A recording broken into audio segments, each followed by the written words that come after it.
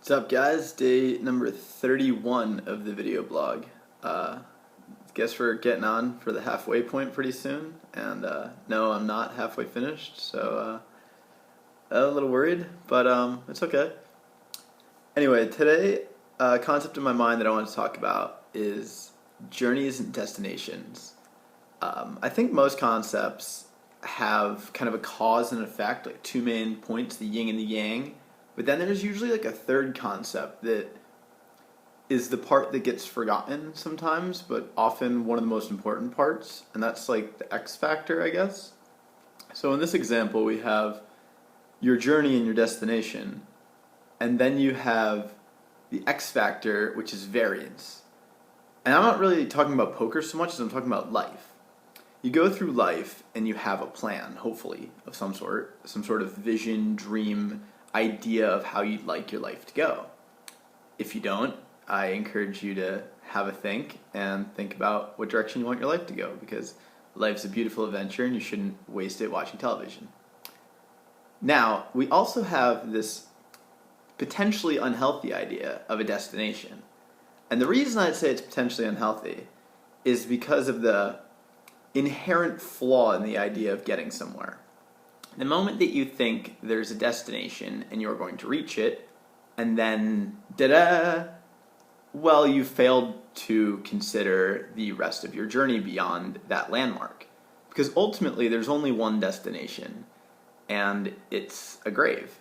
And I don't say that to be morbid, I say it to be true, to be truthful. The only destination in life, is back into the earth from which we came, It's back into the system in some way that we can't really explain. We're going to be cremated or buried or whatever's going to happen to us, and then our energy goes somewhere else. And whatever you believe, that's fine, but the destination in life is death. And everything that happens between now and then is a journey. So if you can picture things that seem like destinations, you can picture perhaps a happy marriage and a family and some children and a house and a dog. If that's what you picture, you should understand that's not your destination. Life's not over when you have those things, because if it was, that'd make me not want those things. I don't want my life to be over.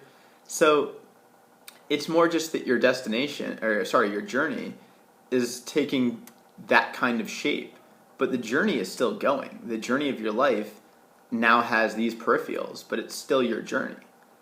And some of the worst moments in my life, some of the saddest moments, some of the most helpless moments, and some of the moments where I made probably the worst decisions have come when I thought I'd reached some destination and it wasn't what I expected it to be. Because I didn't have not necessarily a plan, but I didn't have any direction. I didn't know what was next.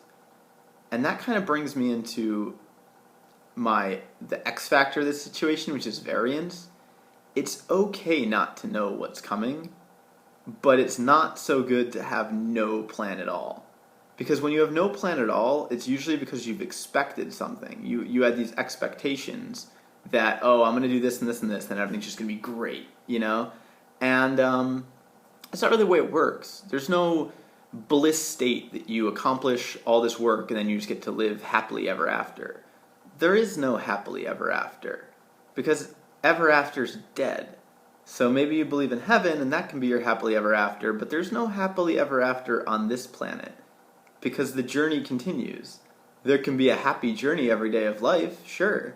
You can and you should learn to be gracious for the journey you're on, be gracious of the landmarks. Maybe you get married, maybe you start a family, and maybe you want something completely different. But whatever those things are that you want throughout your life, certainly be happy and appreciate them as they happen, and be very fortunate and thankful of the way your journey takes shape, and hopefully takes shape in a way that lines up somewhat with the plan and the direction that you wanted, and also surprises you in some ways. Again, the variance. It's not going to go exactly how you plan it, but that's why life's beautiful, because it doesn't go the way you plan it. It just goes, and you have this kind of dichotomy that you have to always weigh the things that are happening in your life that you could never have expected, and then the direction that you want to take your life.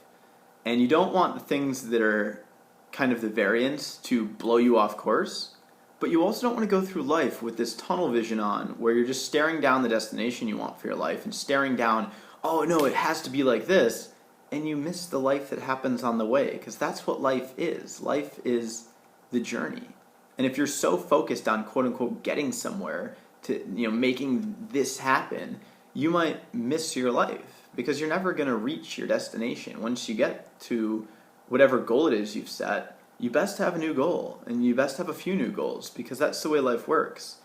If you don't have a goal when you reach your previous goal, you're going to kind of falter, because you're not going to have any direction, and it's not a fun state to be in, because you start really analyzing, oh, well, I set this goal and I worked really hard, now I have it, and oh, look, nothing's different. I'm not suddenly happy, I'm not suddenly anything, because you think when you quote unquote get to this destination that everything's just going to be different. But that's not life. Life is this journey.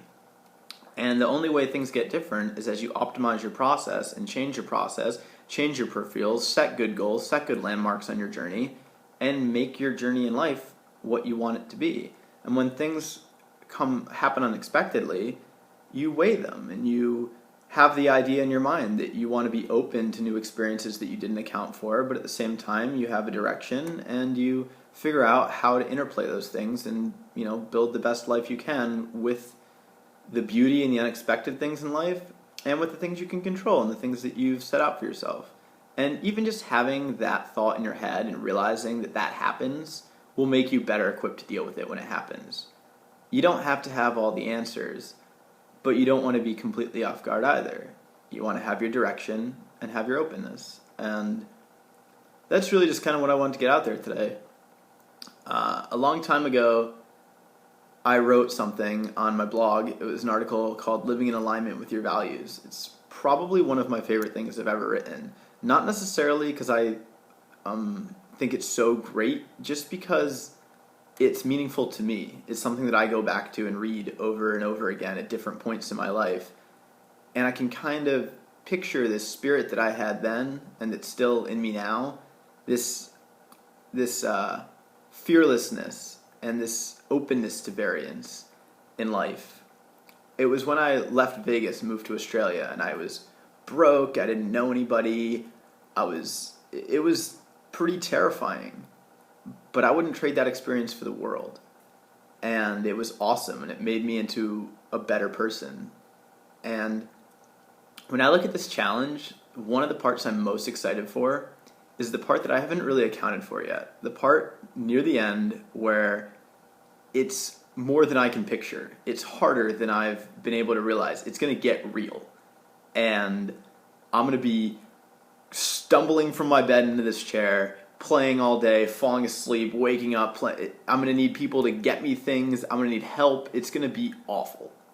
And I'm kind of excited for that. Not because I'm a sadist or a glutton for punishment, but I know that I'm going to rise to the occasion. I know it. Like I know that this desk is made of, I don't know what this desk is made of, but I know it's hard. That was my point. It's solid. Like it's here. I know it's a fact. I'm going to do it. And I'm excited to live that. And I don't think that life's going to be magically different when this bet's finished. I actually have direction. I know what I'd like to do when this bet's finished. I know what things I'm going to work on. I'm excited that I've built this process and I'm going to test the heck out of it with this bet. And I'm excited to continue it. I don't think that suddenly life's just going to be a bliss to live, because my life kind of already is a bliss to live. There's some things in it that I don't like. There's an amount that I have to work right now that I wish was slightly less, and I'll be happy to moderate that and optimize that. But I'm not expecting the world to change on January 1st. I'm just expecting that I'll be happy with what I've accomplished so far and excited about what I'm going to accomplish in the future. And that's the way I'm going to go through life. I'm going to set landmarks on my journey, but I'm never expecting to just magically be somewhere where everything's different.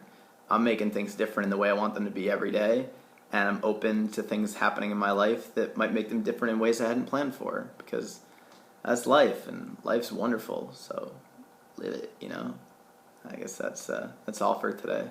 So I got a whole lot of work to do. I'm going to try to get videos to you guys because I like making them, but I got to go. See ya.